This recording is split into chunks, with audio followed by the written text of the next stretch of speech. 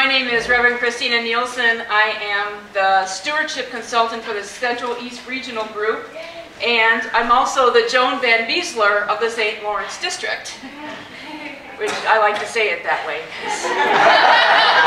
Because I think of her as a mentor, and it seems like I already get a little more status in my job that way. But she's lead staff. I am UUA staff. So when we say our UUA, so I'm UUA staff. It even says that right here.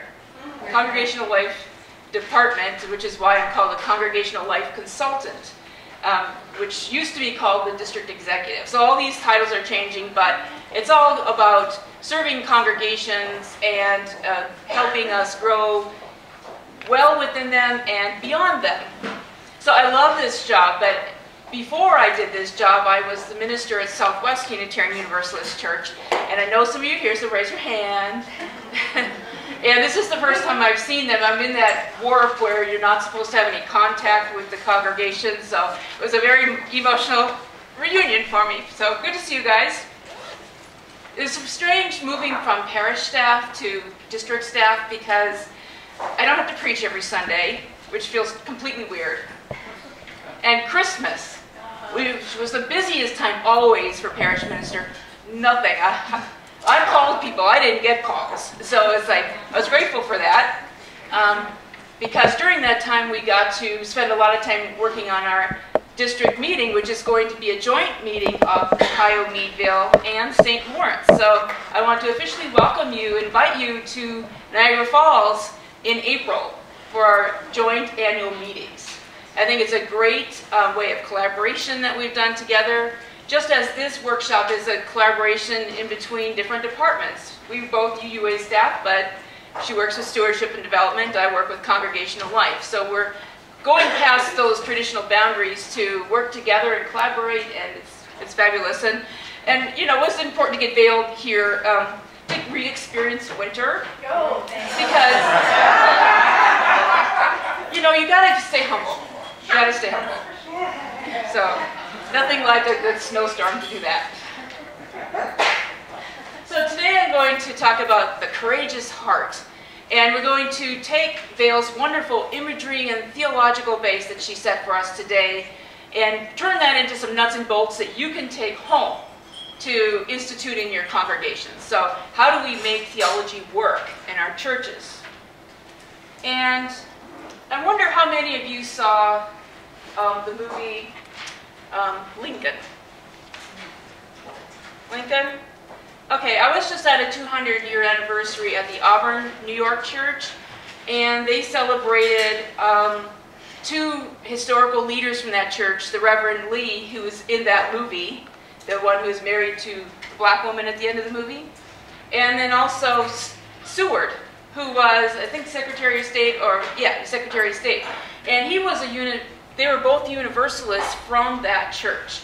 And they had this rich history of, and it really showed me just how powerful, how strong that congregation was in that anti-slavery movement, and how they defended people who were African American, who had no legal representation on any kind of typical basis, how they helped people get to Canada, they hid people in basements, all that Underground Railroad stuff was really front and center, and the risks that they took. And so as we celebrated that day, we sang that song, we sing the heart courageous, soul reaching to soul. And that's the kind of universalism that we need today to start singing our story out there in the world, because there's still slavery in the world. We just moved it to other countries so that we could, you know, not in our backyard. There's still attacks on human rights. There's still attacks on our very worth and dignity. And so we have important work to do, but how do we translate all this good stuff into the practical art of asking for money? So stewardship isn't just what we do, but it's that spirit, it's that vocational calling to act on your values and your principles in the world. So that's what I want you to take home is, what are you called to do? What are the resources that we need to make that happen? So we think we're impoverished, but we're not. We think the glass is empty, but it's really very full. And so what we want to do in order to get out of that mindset of impoverishment, especially in this economy, which is maybe recovering a little bit, but not enough for too many people, is we need to help people grow spiritually, and we need to provide sufficient resources for our congregations, for our mission, whatever form they take, so that we can grow, which really means we have to staff for growth. We have to plan for growth, and we need to move beyond just paying the bills, just getting by, just, what's the minimum we can pay a minister so we can rest the last, bit of time out of them, but who's the visionary leader who will lead us where we want to go? How can we staff religious education so that our children learn the message? And really looking at those founding principles. But unless we have this larger theological vision that Vail brought to us, we're going to be a flatlined ecclesiastical culture. So this is a quote by Reverend Adrian Bowen, who is a Lutheran pastor. And he says that unless our programs are informed by a larger theological vision and shaped by a primordial identity, our very rooted, basic identity as disciples, you'll have to do some translating here, it's all Christian language, they would continue to be frantic and flailing death throes of a flatlined ecclesiastical culture. I read that and I thought of Emerson, how critical he was of the church. It's like we have to be critical of the church, but we also have to move that forward. So how can we get out of a flatlined church and be relevant and alive for our future? The very thought of asking for money usually ends up something like this. So this is Southwest UU Church, and we always like to poke fun at ourselves there. And so this is our canvas. Was this last year? Yeah, it was. We did a superhero. That was the first year we were in the building. That was the first year, wasn't it? Yeah. And so the lightning struck, and everybody was knocked off their chairs from their planning of the budget, and they all turned into superheroes. I really toyed with the idea of wearing my Wonder Woman outfit today, but maybe a district assembly.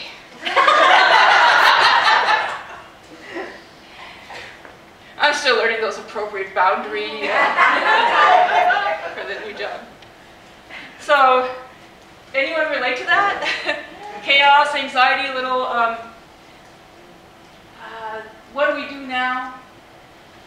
And that's one of the problems with doing one event a year for the annual canvas, having one big event, you put all your eggs in one basket. We're going to make people see that vision, we're going to make them explode with joy, and we're going to have money just raining on us. Well, we're not going away from that completely in a year-round canvas, but we're not dependent on one event to make it all happen. And so, look at some of the things that challenge us about money. A lot of us come from this Puritan culture where we're taught that money is the root of all evil, and that hasn't really served us, has it? If we think that money is evil and that people who are wealthy are evil and that everybody's greedy and after their own good, that it's not really a life-sustaining way of looking at that. And then I know I was raised Lutheran, and so it was give to God or else, you won't get into heaven, or else, blessings won't shine upon you. And giving to God was really give your money to that offering plate. I think one of the biggest things that hold people back, and if we do have time in our hour this morning, that people are just afraid to ask for money. How many of you would say it's just scary to ask for money, to sit down and talk to a person and say, not me money, give the church money. So hopefully we'll have a little time to break through some of that. Because we're afraid people will say no. And a lot of times we just want someone else to deal with it. And so we give it over to the canvas team, which is usually the treasurer and a few people that have been arm twisted into that job. And then they go to it the best that they can. But it's not really a fair way of doing that, is it? It's like putting off one time a year event on a few people. who are highly committed, but it's really, it's not a fair way to do it. And part of the conversations we're having at the UUA level are all about what is fair. Talking about fair share, talking about fair compensation. What is fair? What is that number that's fair? So maybe we're not going to reach that 25%, but can we reach 7? Could we stretch to 10? I don't know what we can do as we have conversations about supporting our association as well as our churches. So, but that conversation is being held. And also, because of the economy and people who haven't had jobs for quite a while now, how can we ask people to give? But the thing is, we say no before we ask. And we need to get past that. We found during our capital campaign, we asked everybody. Oh, I do want to shout out Sandy. Raise your hand, Sandy. Sandy helped us with our capital campaign at Southwest. And we raised a third more than we thought we would raise. It was a brilliant campaign and really energized the congregation. But part of what we did was that idea of the fair ask. We asked everybody for the same percent, or the 3 times pledges. Everyone was asked for the same amount.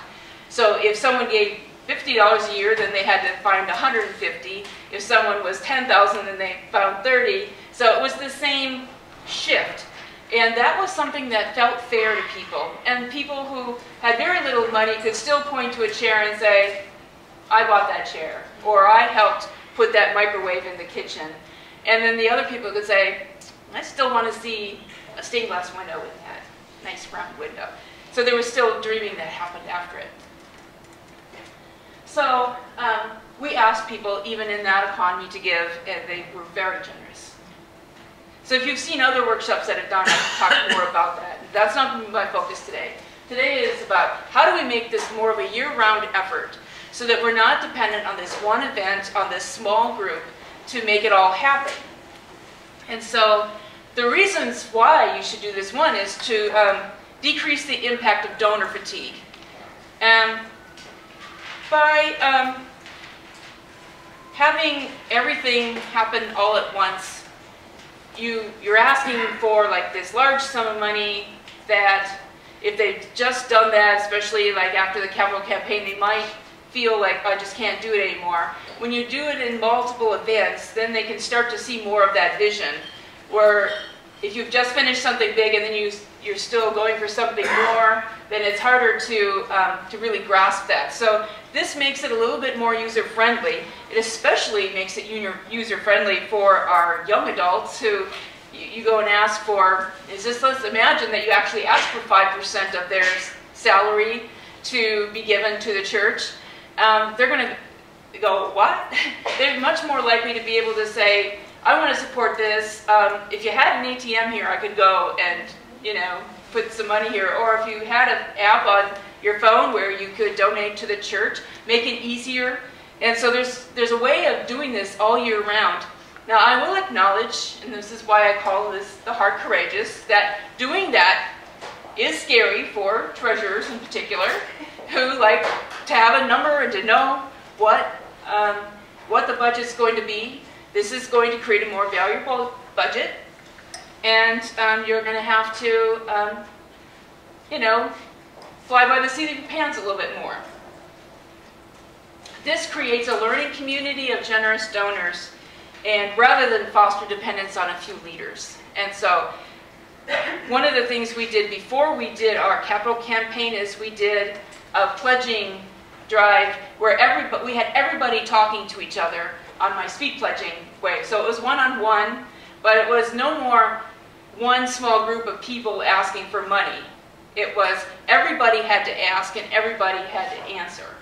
And so it was a perfect way that we shifted the culture of the church that this is important. And it was the worst economy, that was the worst year. That was when the stock market went in half, and a lot of our retired people couldn't even retire because their money was cut in half. After that it got better, but we thought we're just going to get people to talk to each other about their situation so that at least whatever happens from it is going to be enough. It's going to be enough because it's already there. It's almost already there. And even if, see, someone's already filled in that gap. If it's not there, we'll find a way to make do. And that's an act of faith, right? That is an act of faith. We want to acknowledge the generational differences in giving, and that's one thing that's much easier with the year-round stewardship. I mentioned the example of the young adults. But there is still a way that the silent generation, the stewards generation, that they are still there. They can be the backbone of this budget and this pledging. But you can make things a little different for the other generations that think about money differently. And so we still run our canvases like we would for everybody who's 80 and over, who grew up in a culture where church was the center of community, and everybody gave to church who just did it. Well, that's not our world anymore. We can't keep budgeting that way. We can't keep fundraising that way. Sorry, Ward. Not going to happen. No, I mean, yeah, I don't know. Treasurers don't want to hear that. But that is our reality. The church numbers are shrinking. We need to find ways to be more in sync with the generational differences. And by having multiple events year-round, you have the opportunity to do that, to engage on many different levels. One of the other things you can do is to develop progression in giving. I'm going to show you a graph in a little bit more so that, on how to do that, so that we often try to move someone who's never given any money to a church ever to being a tither, and we talk to that. And so there's this huge gap. So you go from this level to this level. So if they've never given, ask them to give. If they've given one donation, ask them to make it a pledge. Go from a pledge to making it a tithe of 1%, a 3%, then 3, then 5, then the moon. But you don't move from nothing to the moon unless that person's just known about you in the paper and come in with their $1 million, waiting to give. It does happen. And but as part of this year-round, it's to create stewardship as part of the total spiritual life of the church, so that money isn't disengaged from your spirit. I mean, how crazy is that, right? Because how many of you have actually worked on canvases before and you've gone and talked to people, whether on the phone or, how many times have you gone on these calls and people have said, well, why, and they haven't maybe shown up for a month or two, and you found out that there's some really serious pastoral issue that's gone on, and no one called them, or no one, they didn't feel like anyone missed them. So this is a very deeply pastoral relationship. It's a spiritual relationship. There may have been some kind of crisis in their life where they can no longer give the way they wanted to. And it's important data, images, knowledge about money that affects your church. And so if you see that there's spiritual issues or pastoral issues that need to be addressed, if you do that once a year, it's going to feel like, well, you only care about me because you need my money now. Whereas you systematize that, then it does feel like you actually care. So 1 month you invite them to a stewardship dinner where they're going to do a little play. And then another month you're going to celebrate social justice. And another month you're going to have an intergenerational thing with all the kids. And you have something along the way that engages people. And you have a number of things that you can invite people to say, look, I'm really sorry to hear about whatever happened. Come and join us at this event, and then see if we can reconnect you to the church. And then it also, if there is a conflict with a person or the minister, it helps to engage them beyond that particular incident into the gathering of the whole. And that's what our churches do well, right? Is we do the gathering of the whole well. And that's what our society needs, and so we want to keep finding ways to re-engage. Okay, so that's why you should do this year-round stewardship. And I did want to say that I've never actually done it this way, except for elements, but that's why we're going to have a panel this afternoon with people who have done it, and you can hear from that. So a lot of what I've learned about this is from the Christian websites and from some of my own reading, and that does include some of the UU. So we are going to have to translate some of these components into theology that makes sense for us. But one of the key components is to have monthly celebrations. And so one of those or more can be asking for money for specific things like social justice, or it might be kind of selecting different groups to be pledged. You can do that different way, but the idea is to have a monthly gathering where something is honored, and that there's a worship piece to it, and that there's an honoring and lifting up component to it. And so one of the things they suggested was anniversaries and birthdays. You think, well, how do you bring in someone who's single and doesn't have children? Well, celebrate their birthday. Have a big birthday party. Everybody has something that they can celebrate about that person. Going to Gail's story about Transylvania, one of the things I learned from the Transylvania people who are at Stark King School for the Ministry, and talking about the communion, is that the pastor does a sermon for each person as they get the communion. It's a mini sermon, it's a prayer really, but each person is acknowledged in that service. And so when you're someone who's witnessed torture, or you're someone who's experienced any kind of deprivation or the corruption of the government like they have in their everyday life, this is just a profound honoring of their worth and dignity. And so I like to reclaim the communion as a tradition in our faith that has always been there, and that despite Emerson's resistance, is something we can still do. We can do it as our tradition and not as something that's not quite Christian. You know, they spend a week preparing bread and blessing the bread, and each person needs that bread. They've made the wine themselves, so the community brings the elements. The community brings it, and the pastor blesses it. And I think it's profoundly spiritual and worthy of reclaiming. Just one thing that we can do to honor. They asked to do your pledge cards in worship. So not at a pledge event, but at worship. Yeah, I have to think about that one myself. But it's just take note of that. Time and talent surveys, we've had various success with that, but somehow you have to find out what people are good at doing and how and where they can link into the church. And certainly a large church really needs to work on these components. Small churches are able to know people a little better, but large churches, if you don't have some kind of system in place to get to know people, then it's going to be hard to keep them linked in.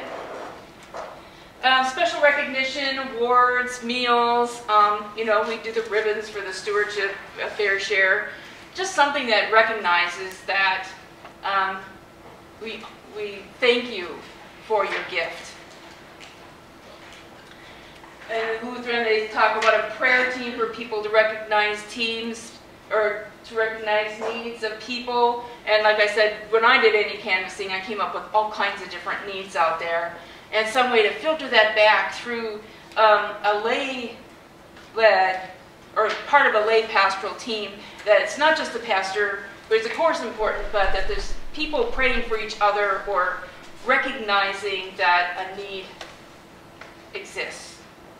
And we don't, you know, we are not comfortable being needy, are we? We're much better at recognizing a need out there that we can give to. But if you can't receive, you won't be able to give. Because that's part of generosity, is that whole cycle. So, but to risk that vulnerability and to trust someone else with your need, whether it's, I'm lonely, or, you know, I'm home with the kids all day, I need an adult to talk to, or, you know, I'm in Florida half the year, and when I come back, I need to reconnect with my group. Wherever we're at, we need to reconnect on all those levels. And also new member recognition. How many of you have a recognition during your worship service? Do most of you already do that? So that's a piece of it. But the idea, you keep recognizing, you keep honoring, you lift up, you lift this up all year round. You keep reminding people that we are generous, we are vital. Now, that doesn't mean that you ignore the conflicts or ignore the problems, but that you don't just give all your time into where the negativity is, that you spend time focusing on what people value and appreciate. And another key component is just about encouraging faithful stewardship. And so, you know, the Lutherans use the creation language here. I'll use covenant language. We make a promise to our earth, to each other, to our world community, that we are going to take care of you. And that goes way beyond our church walls, doesn't it? That if we think about the environment, to think about all the ways that our lives impact other people, that is a spiritual practice in and of itself. Tithing is a spiritual practice. And I've gotten there mostly myself. I'm at least at the 5% level, and sometimes way over the top. I'm not consistent. I'm at least 5% always, though. And during the capital campaign, it was more like 30. But it was good to have that moment of being really generous, of coming from the bottom of the glass to give instead of just scooping out the top. That's lasted a long time. Again, recognizing the special gifts in the congregations. You have a number of people who are great at being pastors to each other, a number of people who love to get up and help with worship, people who love to work with our children, people who love to plan events and organize things or teach classes, tapping into whatever it is that they want to bring to make their life meaningful. Because even more and more, our work lives is not a place where we can get a lot of meaning. Sometimes it is, and that's great. But I remember working at the hospital, and nursing was a really meaningful job. I mean, when I was dealing with a patient, I felt like I made a difference pretty much every day. But the politics and everything else just constantly wore down. And as things privatized and there's more focus on profit, and, you know, I'm not naive. I know we need to make money in order to exist. I'm not saying we should be the starvation place. We need to thrive, just like our churches do. But we also don't need to be excessive. So we want to create the church to be a place where you can convert what you do into a meaningful activity, to a meaningful interaction. Some of this can be done in prayer and meditation. Could be spirituality groups, covenant groups, or and meaningful worship for all ages. That our worship includes the stewardship piece. Now, even if you don't do the pledging itself in the stewardship or in the worship, that it still is involved in worship, so that your whole church life is integrated. Are you with me? Yeah. Okay, cool. All right. So I'm going to give you a handout now. It's going to look something like this, except it's in black and white. And I'm going to pass these around. And these are practices for growing stewards in your congregation. Joan, I'm going to ask you to help. And they're in black and white. And so what I'm giving you is two things. One is a year-round planning calendar, and one is the 20 practices for growing stewards in your congregation. Now, again, this comes from the Little Friends, but I think you can translate pretty easily, like picking a theme and focus. Now, their theme was, know how much God loves you. Well, you can pick anything, like know how the spirit of joy spills from you could be a spiritual practice. So it's the, this is from the planning calendar page. And so what this does is gives you all of the months of the year. It gives you a theme, and it gives you some way to be a steward of the earth, to look at growth, to look at giftedness, which is where the whole UUA effort is going, is towards gifting, generously investing for tomorrow. Finances, so it does look at finances, lifestyle, and planning. And so it's this integrated approach of, this is what we're going to do in January to look at stewardship. And so maybe January's theme is beginning again.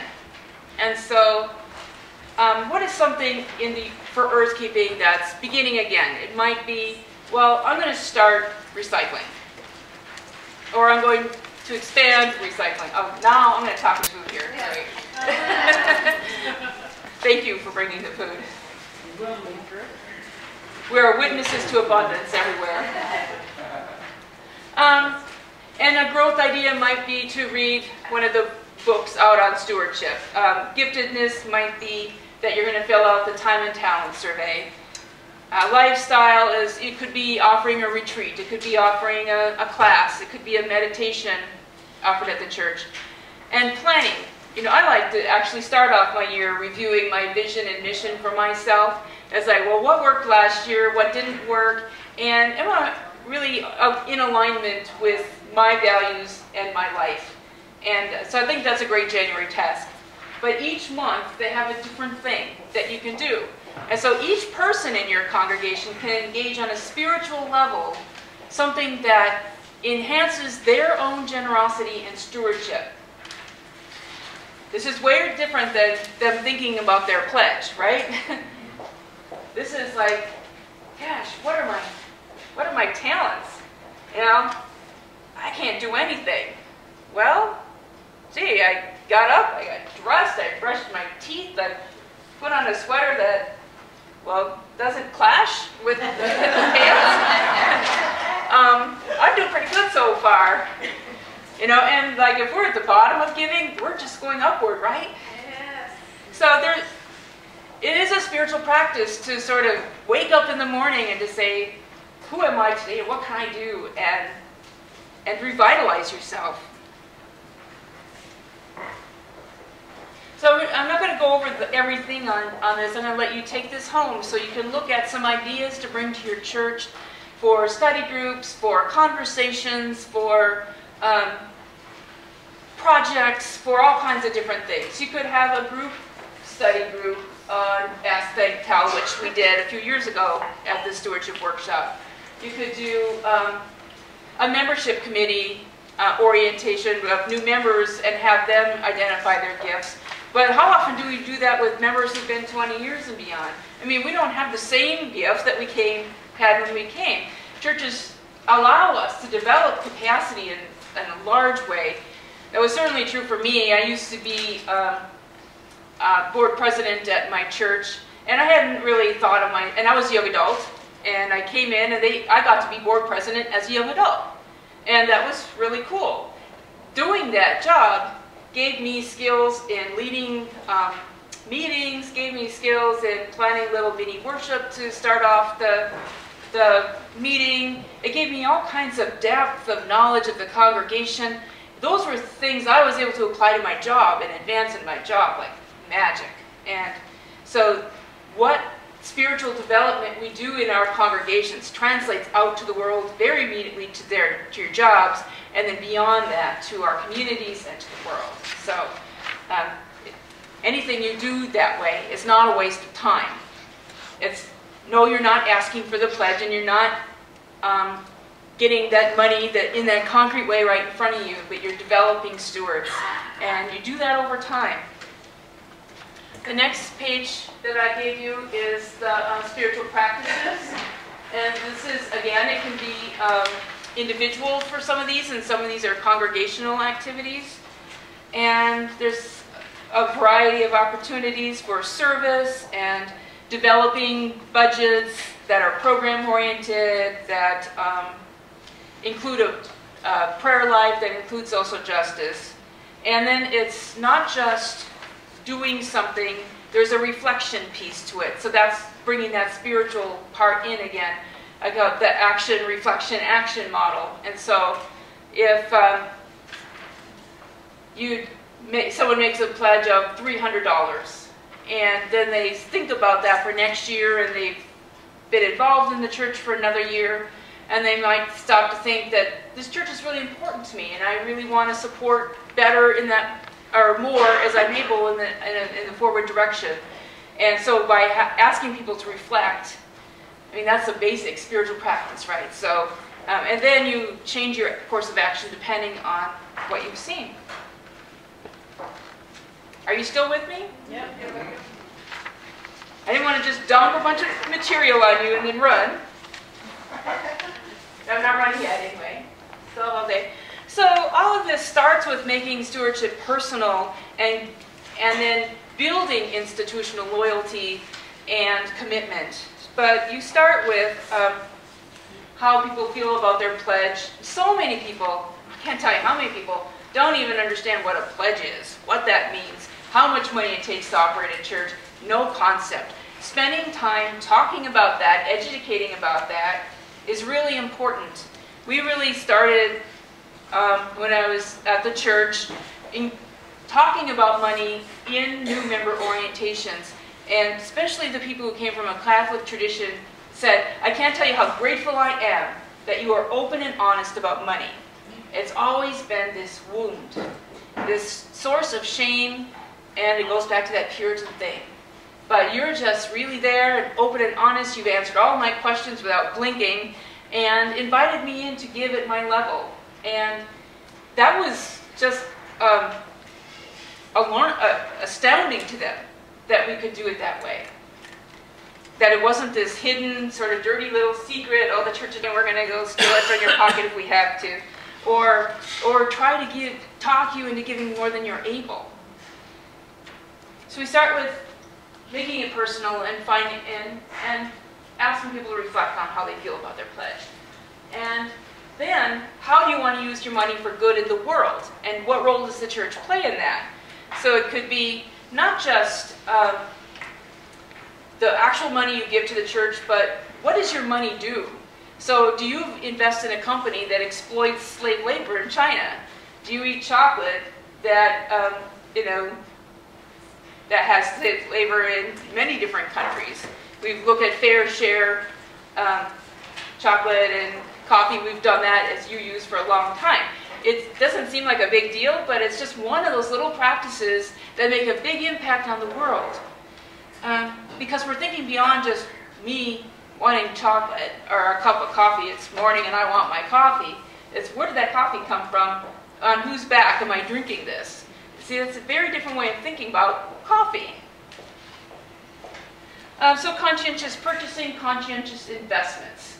And so a lot of UUs, we are in that second wealthiest group that people do have investments, and so is your money making the best use? And UUA is very conscientious about stuff like this. All of the money that's in the endowment is really thoughtfully invested in intentionally.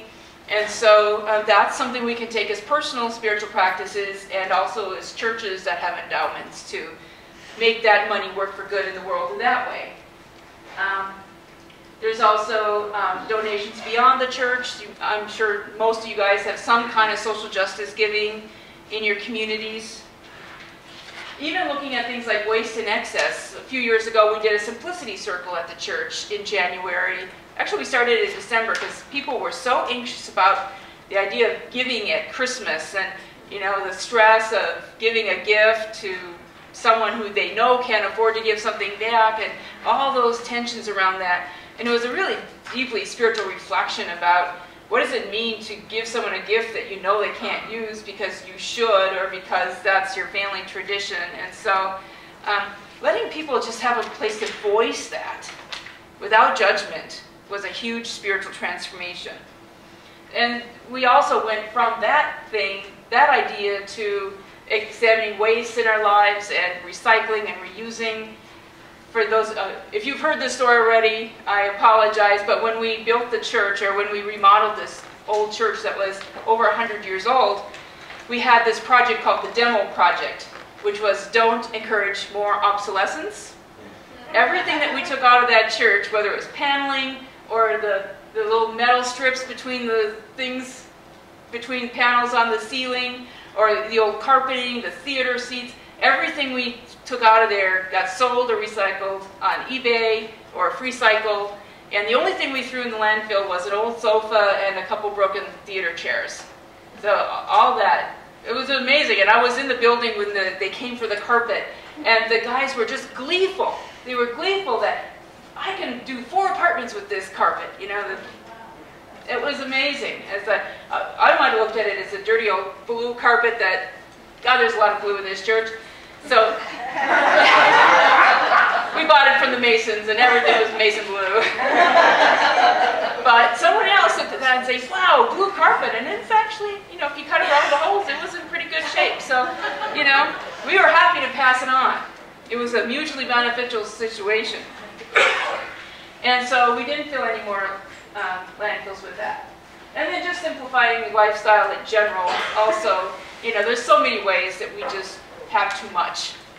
And what are some of those things that we can let go of so that someone else might be able to benefit? And then looking at our acts of generosity and gratitude. Like, what are the things that we are really thankful for? There's no stewardship without gratitude. And to lift that up just as much as you do the canvas and the other things itself, that what are you grateful for? Or why are you thankful that this church is here?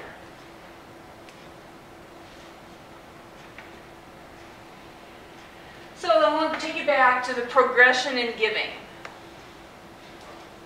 Well, we have this image of the dollar under this mousetrap. It's going to snap our fingers off. We're trying to take it. Free money, yeah, But you want to move someone who's never given to just ask them to donate. And it, you know, asking for a pledge might be really intimidating, but you might be able to ask them for a donation to a social justice project, or a donation to, you know, buying books for the membership committee, or for a class that's going to be read, or something like that. You can ask people for something specific and concrete, and that makes sense to them. And you've taught them a lesson about giving. And then you can move them then from a first-time donor to being a regular donor. And that's when you're going to ask for the pledge. And you're going to say, you know, we really appreciate all of these donations you've made for purchasing books for the children, for supporting the social justice cause in Haiti, for, you know, give your list of things you know that they've done. Now this requires you to know that person, know what they've done, but you can have that conversation then, and then you can say, and I'd like to invite you to share in the total giving of the church, which sustains our programs, sustains our staff, sustains the lights and all that too. But that is a sustain, you're asking them to move into more of a commitment. And then, the big piece of this year-round canvas is to create a pool of people who are automatic donors. And you want to make them pledge for 3 years so that I can go to that committed core of people who I know pledge every year, always have, and ask them for a pledge that increases by a certain percentage every year. And then I can count on that money, and I can spend the core people as pillars of the church, supporting this much function, so that we can spend more time on creating activities that are fun and inviting to people, that are less intimidating. But you have to have some kind of core group. And the automatic donor could also be one who just, you know, I'm going to do it from my checkbook. Automatically the bank's going to send you a check and I don't see it, and that's how I want to do it. Now, you still want to thank and make that visible in a way that maybe it's easier for them that they don't see it, but you still want to make it lift it up and be visible. But it's something that that makes a lot of sense to people, and we always had several people who did that. So automatic is, in one sense, doing a longer pledge that's a sustaining pledge, so that the church has some, because it's risky, doing this all year round when you don't have that one ask and you know what your number is. But this gives some sense of stability to the church. And then raising those regular and automatic donors to a percentage pledge of their income, and then up to the 5% pledge, and then this extravagant pledge, which could be, you know, could be tithing 10%, it could be legacy giving, it could be all kinds of different things. But you progress them. So does this make sense to people? Yes. Any of you do that? So that's something to try, right? It's not that hard. You have to do a little thought in who fits in those categories, So you need a stewardship team that's willing to have those conversations and an openness about money in your church that more than just the treasurer can know what you do. So you don't have to tell everybody what everybody pledges, but you have to have some openness about money so that the team who's working on it can plan on what's the best approach to reach a person. Because if you can do that, I mean, that might sound manipulative. On the other hand, it keeps you from going over the person's head. And so it's like you're trying to actually be more pastoral in your approach rather than, well, let's see if we can get this, you know, everybody up here. Well, that's not going to happen. Never happens that way. Okay. Questions about that? All right. So some of the nuts and bolts about the year. Oh, where? Okay. Yes, when on these different stages, that lends itself then to having different programs to ask people instead of just we're going to do face-to-face everybody or we're going to have a big dinner for everybody. It does. So you break it up into different kinds of programs. Right. So if I have new people to the congregation, new members, I would treat them as someone who's never given to the church. Now, you might have people who've transferred from a different Unitarian church who are pledgers, who might surprise you and end up, but you kind of know you're talking to a group who's never given. And then you'd have a different message and a different ask for them. It'd have to be something that was more descriptive of what the church is like before they came, because they don't know all the culture. So including stories from people who've been around a while might be part of that. Sharing what the church means to them. Yes, and if you were going to have, like I would think for the committed core group, to get that group together and let them self-identify maybe even who the committed core is, and have them say, now how are we going to pledge to this canvas to make it work? And maybe even, this is a fantasy of mine, that committed core might say, well, I'm prepared to, if we don't get the money in like we did on a yearly canvas, that I'm prepared to kick in an extra $1,000 if I need to support people while this transition is going on. So that kind of thing. That's a different message than you're going to say to a new person, you know. Right. So prepare to kick in an extra $1,000 because, you know, no. So you're right, that is the distinct advantage of doing this progression. And so if you know that there's people who are tithing, now it's kind of hard to know that information, but again, if you allow people to self-select, you can have conversations in classes about spiritual practice of tithing and other aspects of money, and maybe that class might commit to doing a 3% tithe or a 5% or even a 10%. But setting up a system to do that. Because treating everybody like we're all equal in our churches and all have the same capacity, it really doesn't honor our inherent worth and dignity, right? We're not all on the same page, but we're all we're egalitarian rather than equal. So we all have the same, if we have the same commitment, same connection to the church, or desire to be a part of it, you can start from that, where they are, and move them forward. Any other questions about the progression? Thanks for pointing that out. That is the big thing in using that method. So if you're going to create a stewardship team, put a team together that's committing to stay for 3 years as this gets more stable in your congregations, and that you're ready, that they're going to track the data, they're going to create a plan, and so that you're already breaking through the treasurer mystique of the one who knows everybody's particular situation. You certainly want that person on the committee, but you talk about beyond that kind of giving. You're going to kind of come up with a growth budget for 3 years. That's got to be flexible. So you're going to have year one. We're going to still have a big canvas event year one, but we're going to anticipate that a good percentage of them are going to do this 3-year pledge, and we won't need to do that as big next year. And you're going to have this lead donor team, that's the committed core that I talked about, that really commit to making it work. And so there is a part of this that there needs to be a commitment, a belief from the committed core that this is the way to go in doing this at your congregation. So I think it's easier to sell to larger congregations than small, but I still think that as small, it's a good spiritual practice.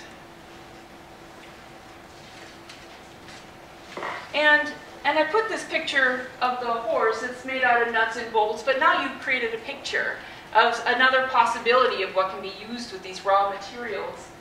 And so this is when you're going to do those stewardship events that are, they could be cottage meetings, they could be, social justice gathering, all kinds of different things. But you're going to cater it to the group that you know, and you're going to say, we're going to go for those regular donors who need to understand what we're proposing here and bring them into the process a little bit more versus someone who's new who you can't overwhelm with process. You really need to step back. And you're still going to do a mission-based ask. So you're going to say, what are we asking for? And so what are the ways in which this community is destined to grow? What are we good at? What do we like to do? How do we have fun together? And you're really going to do that appreciative-based inquiry ministry, and that makes sense in the community. And then you're going to experiment. And you're probably going to fail, and that's okay. So you might have a dinner that's a complete and total flop. And maybe it's because there's a big blizzard and no one came. And maybe it's because no one really grasped the concept of what you're trying to do, or it's so different from how you've done it before that people haven't caught up with you. But just try different things and see what happens. And so if you do a spirituality class, and as one of their covenant ideas at the end of that group is to tithe, and only 2 of 10 do that, well, it's not a complete failure, right? You got a couple ounces in the glass. It's worthy of an experiment. You could try it again with another class, and then you take those experiences that happened that first year, you get those people to testify and tell their stories for the next year, and so you're building in, like, maybe most of the class couldn't do it, but we're here and we're still happy to do it. And this is from Laurel Amabile, who is a UUA staff person who works with the Fair Share. Many of you know her. She's been involved in the district many times. Her formula for success. So, simple, unexpected, concrete, credible, and we know from reading Ask, Thank, Tell that credible is very important. Emotion and stories. So that's where Vail started us off. People don't give because they know they should. They give because they're connected at the heart, and they're connected with people's stories, and they're involved. So keep it simple, keep it central to the mission, keep it unexpected, change it up. Something doesn't work, drop it, go to the next thing. People don't like PowerPoint presentations, then just have testimony, testify. Concrete, a lot of people need to, there's going to be people who need that budget. Give it to them, don't argue, just give it to them. But keep in mind that it's going to be flexible, it's going to change and evolve because you're learning. You're a learning community together. Credible, get people that are trusted to lead this, that are willing to live in that little bit of ambiguity that'll go on, and to not panic, like we saw in the first slide, when something happens. Keep the story emotional. The message should inspire and transform.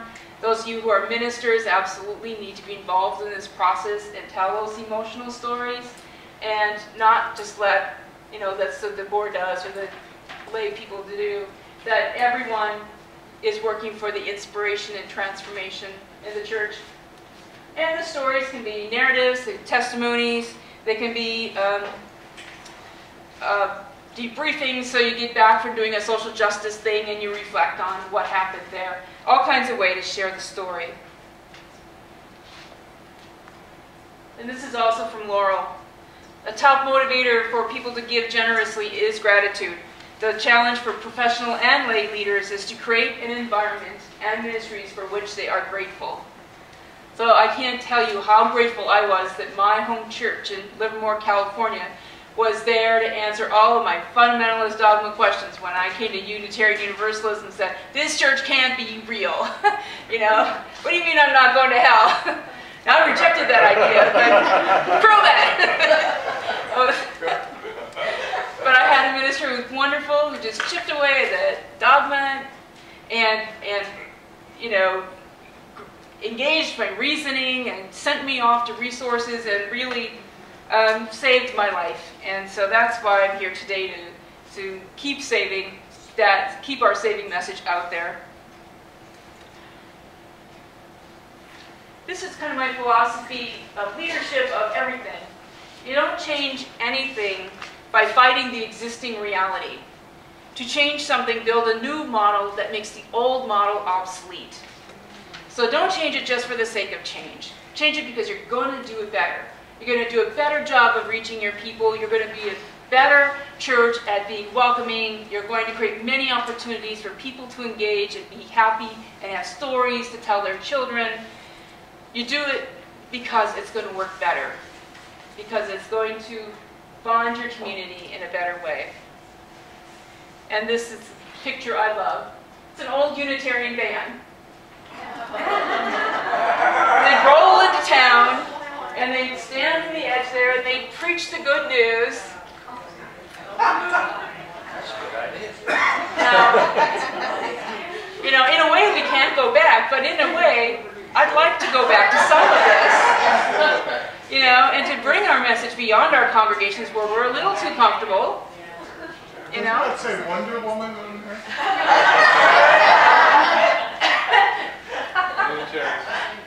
Meeting tonight. Yeah, I think Wonder Woman would maybe attract a few people, don't you? Yeah.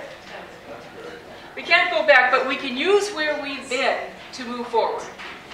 And so if this is an idea that makes sense, and, you know, short story, when I was in seminary taking preaching, they had us do a visualization of where we saw ourselves preaching. And I'm from rural Minnesota, so my vision was jumping up on a hay wagon and spreading the good news. And that's kind of like that. So, and you know, people in the class just went, what? You know, but I don't think it's that far off. And so, you know, that we can do that by doing pulpit exchanges. We can do that with lay people and ministers. Go out into the world and mix up that message a bit. We used to be really good at that, and now we're comfortable in our churches and we don't want to leave them. Not a bad thing, but to think just a little bit beyond that. And I want to leave you with this image of generously investing for tomorrow. To think of us not just as turning on these lights and keeping the heat on, which I vastly appreciate, thank you, but that we want a Unitarian church, Unitarian Universalist church in our future. Not just our kids' future, but the 7 generations. And so that's part of what we're creating. We're not just doing lights.